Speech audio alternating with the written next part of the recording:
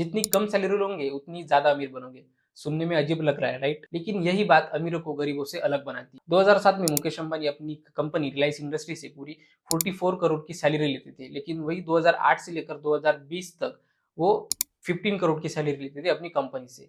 लेकिन वही 2020 से लेकर अब तक उन्होंने अपनी कंपनी से 1 रुपया भी सैलरी नहीं ली। लेकिन 2007 के मुकाबले उनकी रिलायंस इंडस्ट्री की वैल्यूएशन आज बहुत बढ़ चुकी है, और साथ में मुकेश अंबानी की नेटवर्क भी। तो इसके एक रीजन नहीं है, पूरे 3 रीजन है। चलो मैं बताता हूँ। रीजन फर्स्ट इज, अगर मुकेश अंबानी अपनी सैलरी कैश में लेते तो उन्हें उसके ऊपर 30% का इनकम टैक्स देना पड़ेगा। लेकिन वही अगर मुकेश अंबानी अपनी सैलरी शेयर्स में लेते तो अगर उसने शेयर को बेचना भी पड़े तो सिर्फ 12.5% का लॉन्ग टर्म कैपिटल गेन देना पड़ेगा।